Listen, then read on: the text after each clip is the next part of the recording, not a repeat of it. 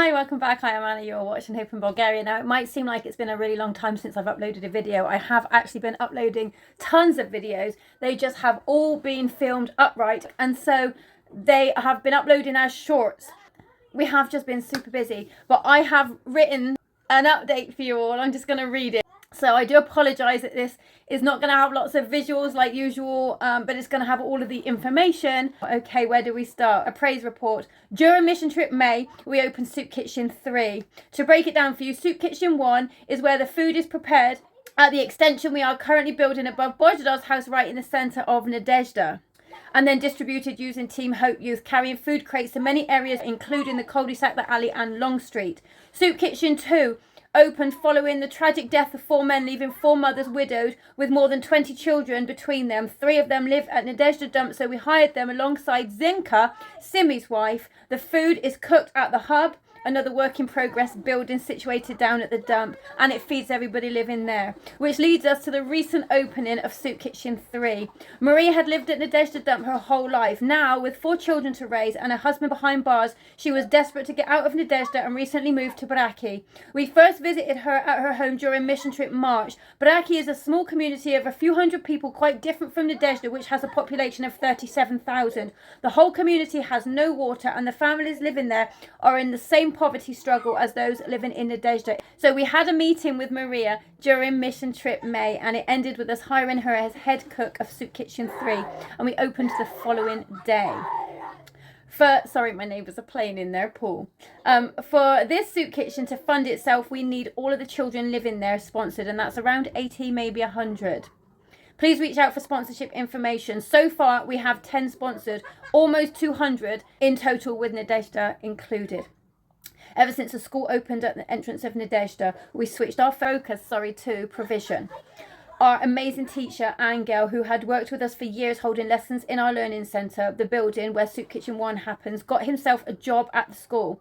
And for the first time ever, the children of Nadezhda have somewhere they can safely go to get an education with minimal risk of being trafficked or bullied. But we quickly noticed that not many of the children were attending the school, so we started looking into why. For many, it's a problem so simple we can easily fix. Provision. This includes things like clean clothes, a backpack, calculator, stationery and other school supplies. These items have been added to our Amazon wish list, and we will be carrying out home visits over the next few months with an aim of assisting families with getting their children into school. Please ask for the link to our wish list. Thank you.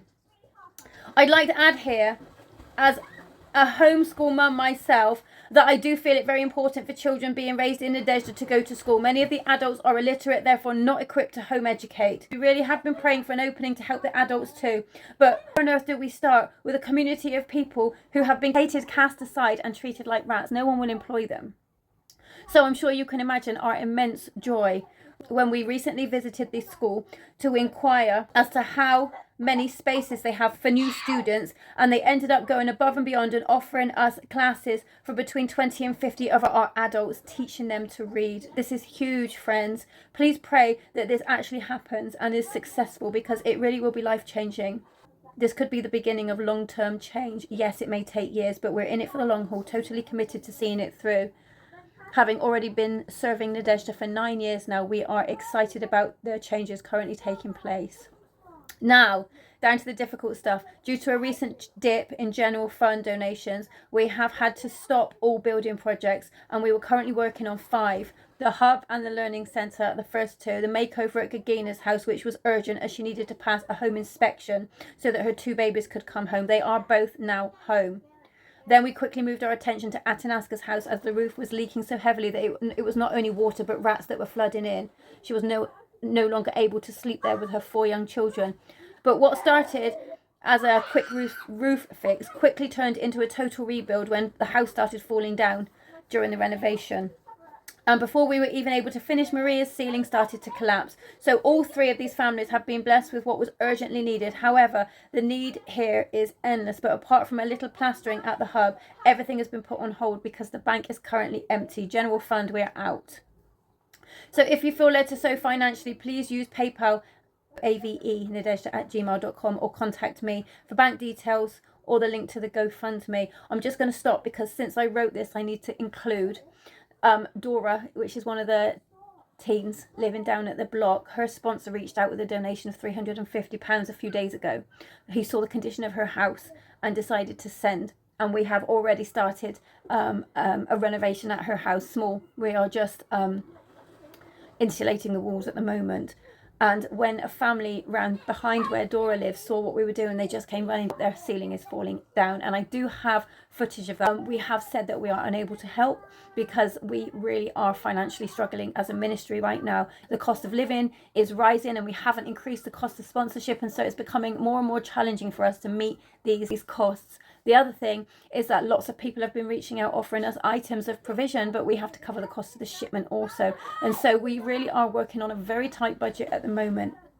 We would also like to take this opportunity to share with you about medical emergencies and what we've learned about the care that the Roma received in the last couple of months.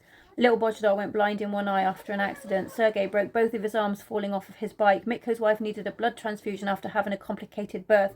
Georgina's youngest baby, Georgi, and baby Rango have both been in and out of hospital since they've been born with suspected heart problems.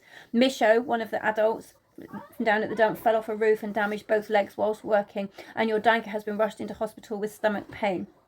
They all came to us asking if we could help cover costs, travel, food, the bed in the hospital for the night, health insurance debts, medication, all of these things.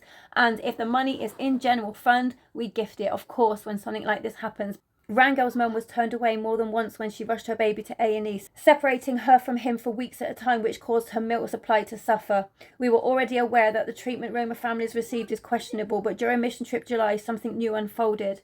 As we now have a ministry car, more and more mums are coming to us with their children's prescriptions asking for help. I asked Bojdar to assist me driving to the nearest chemist to pick up medication for a baby that had recently suffered a seizure. It wasn't far from Nadezhda, but residents don't feel safe leaving, so we'll only do so if they absolutely have to. The conversation between Bojdar and the pharmacist seemed a little off, so after she issued the meds, I asked him what happened, and he explained that she usually sends Roma people away because she's racist and will not deal with anyone that isn't fluent in Bulgarian, so hundreds of families are sitting in Nadezhda with prescriptions they cannot collect. Bojdar dealt with her so kindly, it was humbling.